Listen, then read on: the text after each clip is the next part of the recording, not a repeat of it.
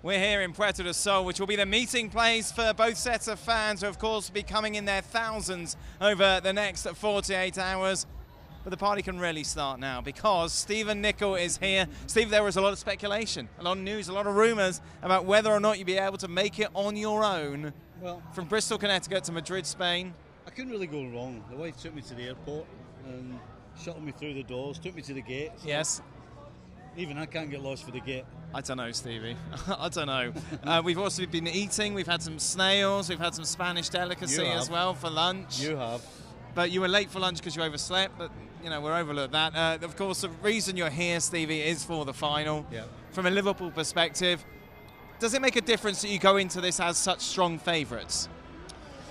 Yeah, I think obviously it helps. But I think the biggest thing for me is that Liverpool, this time last year, were here. So anything that happens between now and the build-up to the game, right up to kick-off, it's going to be plain sailing for Liverpool players. You know, Tottenham, on the other hand, this is a whole new ball game for them, a whole new experience. And sometimes a new experience, you know, you kind of take your eye off the prize. So I think that's the biggest advantage Liverpool have coming into this game. As someone, of course, who's played in European Cup final, you look at it, how are the players feeling? How much are you aware of how big the day is that's upcoming? Or how much you try and put it at the back of your mind and just go through a normal routine? I think a lot of that's down to the manager and the coaching staff. If they kind of, you know, make sure that the players are not doing too much media work and pretty much try and keep them in a normal sort of routine as they would for any sort of big game, then that takes the emotion away and it takes the excitement away, because the day of the game you get excited enough. So you don't want to spend 3 or 4 days before it thinking about it, because then that'll drain you a little. So I think it's important that they're kind of somewhat hidden away as much as possible. You try and temper that enthusiasm, basically. Absolutely. Before on the day, and then boom, off you go.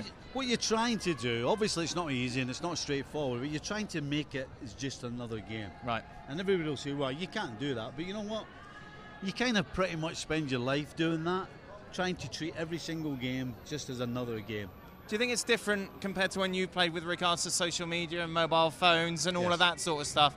That it might have been easier in your time, you know, just shut yourself away, boys are doing what they do, but now it's everywhere. It's almost impossible to avoid. Yeah, I mean, it's a completely different animal. You know, we're here in this place and it's catered for... It's called Madrid. Madrid, yes.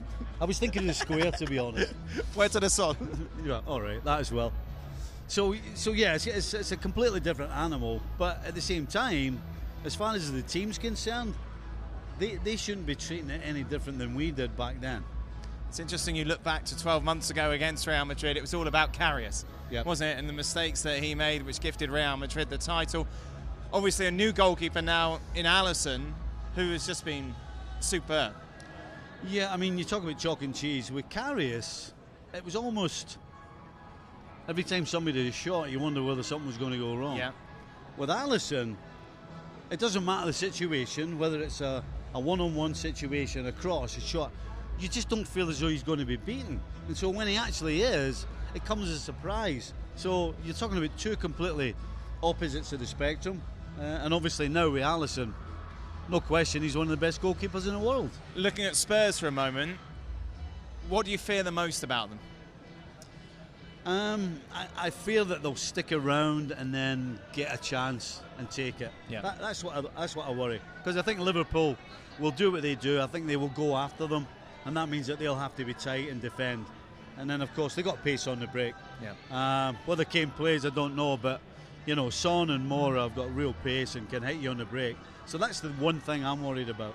Steve Nicol, thank you very much. It's going to be a fun couple of days, I think. Well, it will be if Liverpool win. Scott, can we just scan down to the slippers? Is that possible? Look at those beauties. Why didn't you bring any trainers or something? Dan, it's called style, something you're not really in tune with. There'll be more then from Steve Nicol and his slippers over the next couple of days here in Madrid.